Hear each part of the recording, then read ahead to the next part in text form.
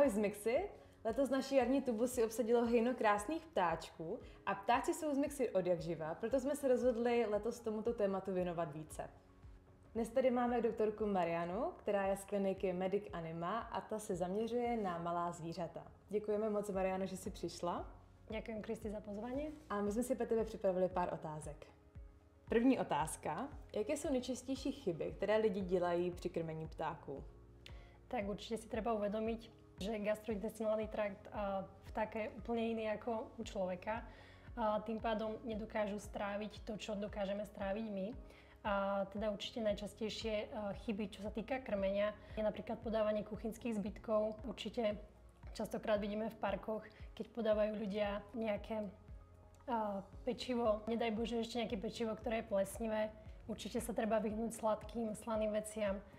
Určitě nie koreniny, taktiež udené veci. A jaké potraviny jsou pro ptáky opravdu bezpečné a prospěšné? Takže určite sú to hlavne semená, vo veľkej obľúbe je práve slnečnica, obiloviny, tam patrí hlavne proso, pšenica, ovoz, samozrejme ovsené vločky, ovocie, či už v sušenej forme alebo v čerstvej forme. Ak sa jedná o tú sušenú formu, určite nie je sladené.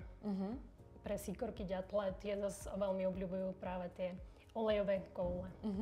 A ještě bychom se chtěli zeptat, v jakém období ptáčky je nutno překrmovat a jestli to dává smysl i v létě? Prikrmovanie všeobecne by sa malo začať niekedy na prelome oktobra a novembra. Písuje sa, že by to malo byť do toho marca. Jo, závisí ale od toho, aká teplá alebo chladná tá zima je. Samozrejme, ak už ten október je veľmi chladný, treba začať skôr a postupne menšie množstva a postupne pridávať aj tie vlastne olejové koule a vlastne od toho března. Čo sa týka leta, nedoporučuje sa vzhľadom na to, že čím je teplejšie, tým viac je možnosť prenášať nejaké ochorenia. A samozrejme, to prikrmovanie zamedzuje tým zvieratám, aby sa zaujímali práve o tie záhradky a o tie hmyzy. Tým pádom vlastne to môže poškodiť našej úrode. Jo? Takže sa potom v tom lete možno zamerať viac na tie krmítka, ktoré by tam úplne nemali byť. Jo. Jaký dopad má dlouhodobé nesprávné krmení pro ptačí populaci? Tak určite sú to zažívacie problémy, môže to spôsobovať problémy zníženej znášky, čiže reprodukcie tým pádom sa budú množiť menej. Všeobecne dopad na orgány, ako je napríklad ledviny, játra, a tým pádom niekedy to môže končiť až fatálne, pokiaľ sa budú krmiť špatne. A jsou druhy ptáků, které bychom v městském prostředí neměli vůbec krmit? Áno, sú. Jedná sa hlavne o holuby.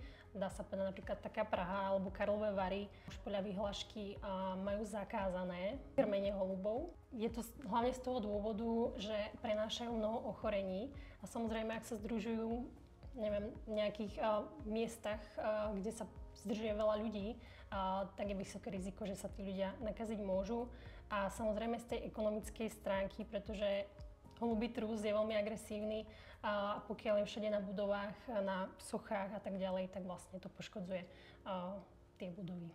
A Mariano, kam správne umístit ptačí krmítko, aby to bylo efektivní a bezpečné? Určite najlepšie je umiestniť krmítko aspoň 1,5 metra vo výške. Je to hlavne ochrana proti predátorom, čo je hlavne mačka alebo kuna.